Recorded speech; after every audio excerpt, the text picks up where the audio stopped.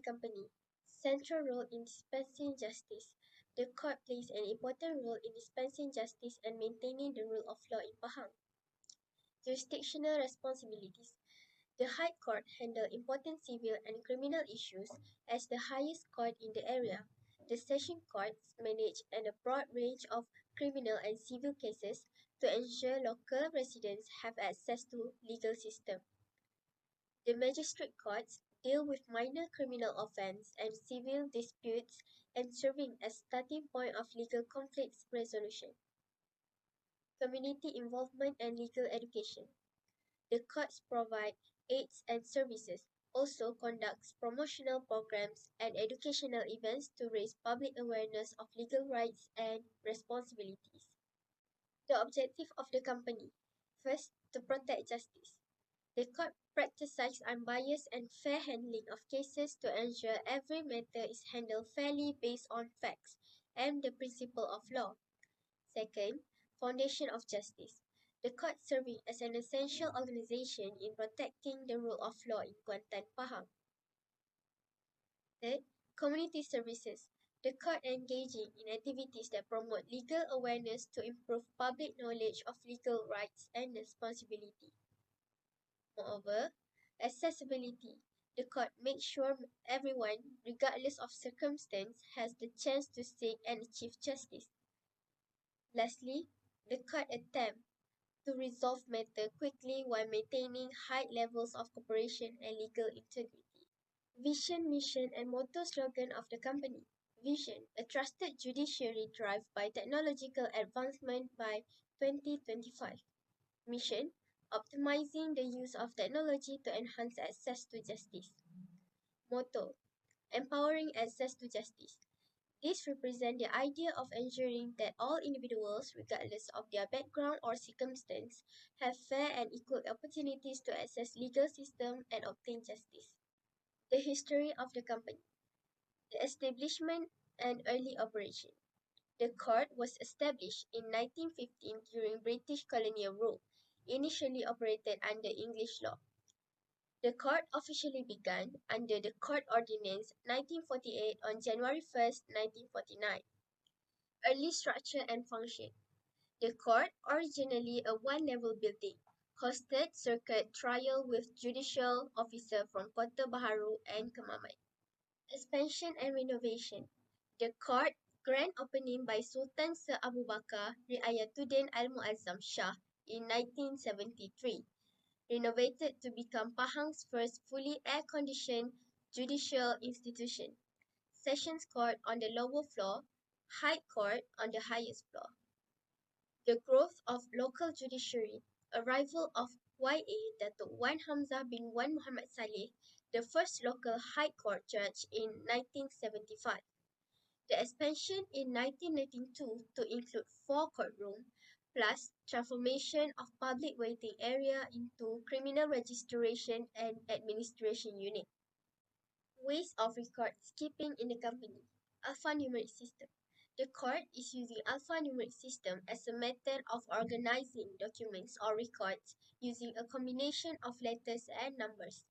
Each combination uniquely identifies a particular record or document, allowing for efficient retrieval and organization. They can identify files when they need to access them because their organization uses the alphanumeric system. Next, I'm going to explain about type of system used by the company. The management division in the High Sessions and Magistrate Court Kuantan uses decentralized and centralized registry systems, depending on the department and unit. Firstly, decentralized registry systems.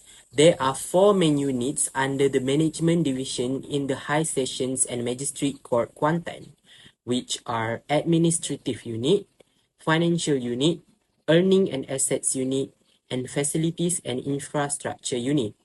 Each of these units has its own registry system that keeps all the filing records from the subunits called sections.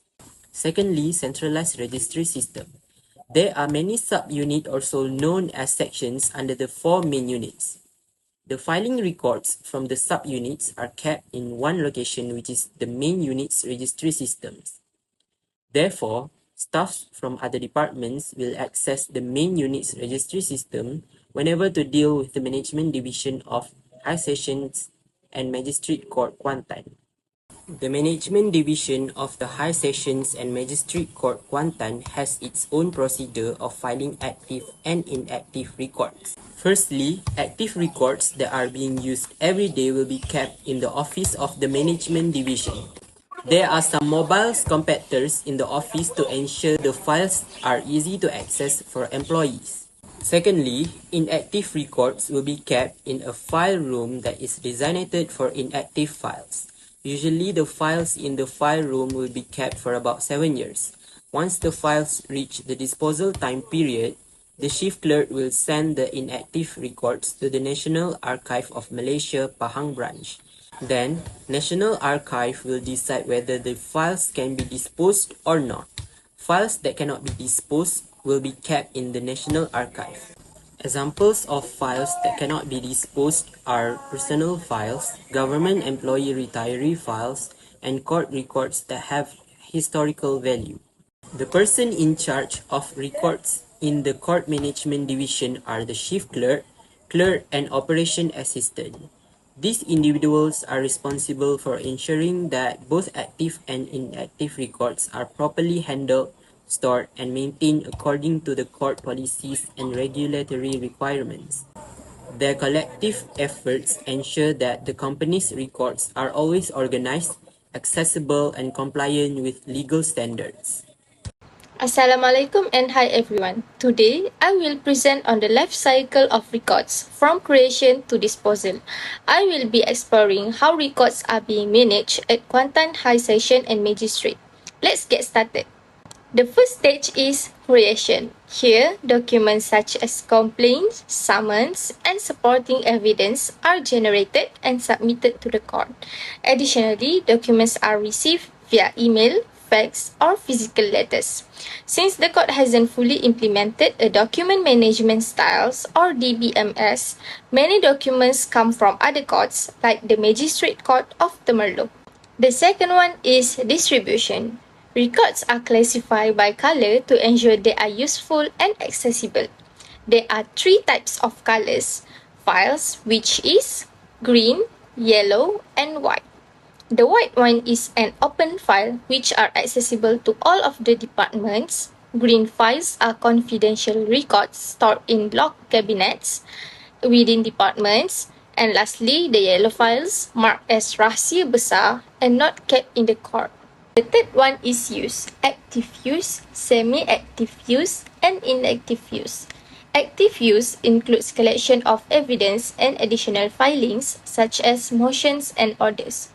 Semi-active use records are stored but still accessible for references, while inactive use records are moved to the less accessible storage or archive. Last but not least, maintenance. Maintenance are crucial. Each department will identify the type and format of records, whether paper or electronic. At the Kuantan High Session and Magistrate Court, only 30% records are electronic. Departments will decide how long to retain the records. Physical documents are stored in a file room, while digitized documents are scanned and converted to electronic formats. Lastly, disposition. The Kuantan High Session and Magistrate Court follows a schedule provided by National Archive of Malaysia. This schedule specifies how long records should be kept before disposal, ensuring sensitive information is handled appropriately.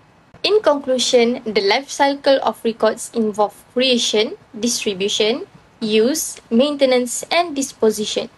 Effective management of this stage ensure the integrity and accessibility of records.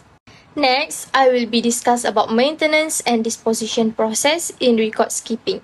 Firstly, let's look at the maintenance process. Each department identifies the type and format of records they manage, whether paper or electronic. Currently, only 30% of records are digital at Kuantan High Session and Magistrate Court. Paper records are entered into digital system with keywords and color coding, and the physical documents are stored in a file room with cabinets. while digitized documents are scanned and converted into electronic format. Let's move on to the disposition process. The Kuantan High Session and Magistrate Court follows a schedule provided by the National Archive of Malaysia, specify how long records should be kept before disposal. For example, the Finance Unit disposed of records after 7 years to ensure important details are retained as long as need. Personal records, such as those of retirees, are kept in the National Archive of Malaysia Service Record Books. In summary, the maintenance and disposition process ensure records are organized, accessible, and disposed of responsibly. Processing mail inward-outward.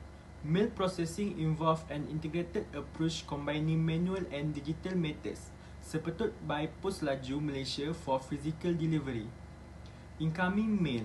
Upon arrival, each letter is meticulously logged in a dedicated manual record, capturing details such as receipt date, sender, type and purpose. This ensures accurate and prompt tracking of all incoming correspondence. Outgoing mail. Similarly, outgoing letters are meticulously recorded in a separate manual logbook, noting dispatch date, recipient, type and purpose. This process upholds the security and transparency of our letter management. Digital records. Following manual recording, all information is entered into Microsoft Access database. This digital system enhances efficiency and enables comprehensive monitoring of each letter's status and detail, facilitating future access and reference. Pos Laju Malaysia Service. For external deliveries, rely on Pos Laju Malaysia Reno of for its swift nationwide service. Each dispatch letter is documented both manually and digitally, ensuring meticulous tracking with details like dispatch dates, recipient's information, and tracking number. This integrated approach guarantees efficient mail management while maintaining thoroughness and reliability in operations. Registry, Record Center and Archive Management. The effective management of company registry, record center and archive plays a pivotal role in corporate information strategy. Today, I will outline how enhance efficiency and accessibility through dedicated efforts in digital transformation and meticulous management practice. Record Center Management. Record centers serve as the backbone for storing, organizing and securing documents critical to operations. By systematically categorizing files, ensure swift retrieval and access, expediting reference and analysis process. Equipped with robust safety measures such as fire extinguishing system, centers safeguard records against potential loss from unfrozen incident. Digital Transformation Initiative. Currently undertaking the challenge of transitioning all records into a digital document management system, DDMS. This initiative underscores commitment to enhance efficiency and accessibility across organization. The systematic categorization and secure storage within dedicated room exemplify proactive approach to maintaining organized data management. Archive Management. Archive house documents requiring long-term preservation and future reference. The transition to DDMS enabled to manage archive more efficiently and systematically. This digital transformation facilitates easier restructuring, retrieval and access to documents, mitigating risks associated with physical storage and ensuring data integrity over time. Disposal Procedure. For documents reaching the end of their retention periods, adhere to stringent disposal procedure. This involves closing and bundling files before storing them in designated areas, ensuring compliance with regulatory requirements and maintaining data security throughout the life cycle. Next, I will be diving into the key aspect or organizational plan of records management, focusing on classification and categorization, digital strategies, retention and disposal, access and security, storage and preservation, and auditing and compliance. First, let's talk about classification and categorization. Establishing a system for categorizing records based on their type, importance, and usage is essential.